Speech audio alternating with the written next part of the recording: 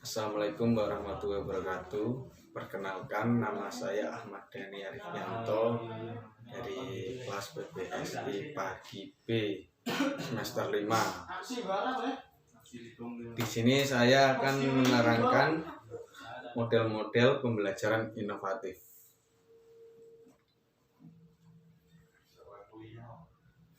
Pembelajaran inovatif adalah pembelajaran yang lebih bersifat student-centered, artinya pembelajaran yang lebih memberikan peluang kepada siswa untuk mengkonstruksi pengetahuan secara mandiri dan dimediasi oleh teman-teman sebaya.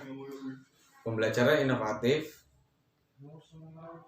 mendasarkan diri pada paradigma konstruktivistik.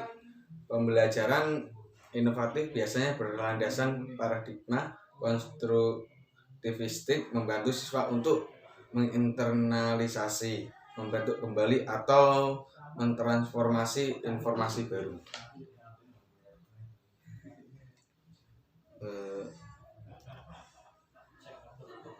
Ada 5 inovasi untuk model pembelajaran yang lebih efektif. Yang pertama, meningkatkan keterlibatan peserta didik. Keterlibatan mahasiswa dalam kelas menjadi suatu masalah terbesar dalam dunia pendidikan. Ruang kelas biasanya dirasa cukup sulit untuk membuat siswa tetap fokus dengan materi yang diberikan. Hal ini dikarenakan pengajar tidak mengetahui apa yang sebenarnya membuat siswa tetap tertarik dengan kelas. Ketika mahasiswa terdistraksi, ia pun tidak bisa mengulang kembali materi yang terlewat. Dengan inovasi berupa webinar, siswa dapat belajar dari manapun asal terkoneksi dengan internet. Siswa juga dapat bebas bertanya tanpa harus merasa malu dengan teman-teman di kelas. Yang kedua, pembelajaran berbasis permainan. Siapa sih yang tidak senang bermain game? Bermain game dilakukan untuk mengurangi rasa penat setelah belajar. Nah, bagaimana kalau belajar sambil bermain game?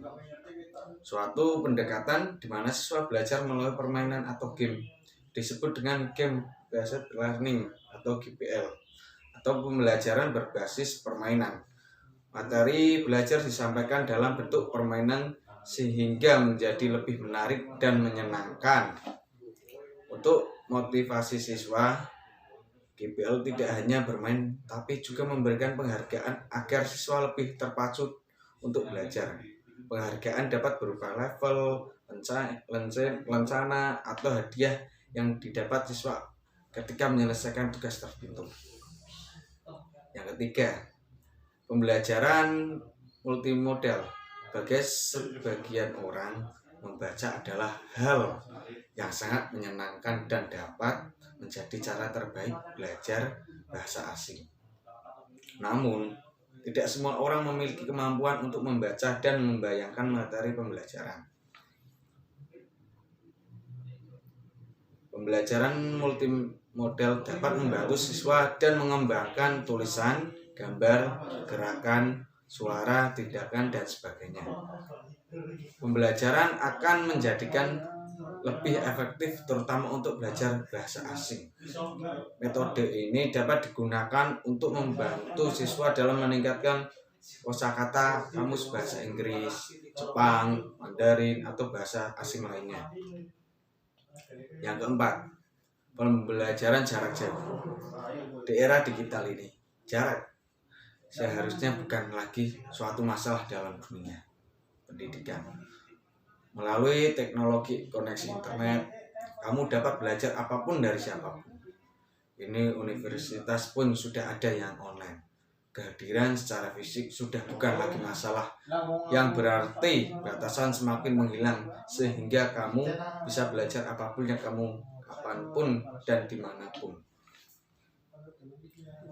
Jarak sudah bukan lagi menjadi penghalang, namun semudah apapun kamu mendapatkan akses pendidikan.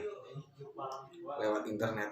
Bila tidak ada komitmen untuk belajar, teknologi yang tersedia tidaklah berarti. Semua tetap berawal dari seberapa kuat keinginanmu untuk bisa. Yang kelima, pembelajaran berbasis komunitas.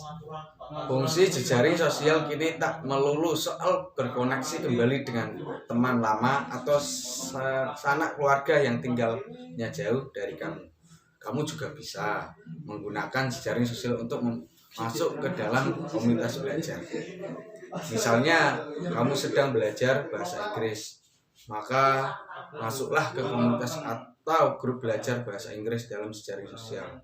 Di dalam komunitas itu, kamu berbagi tips belajar atau bahkan langsung berlatih bersama.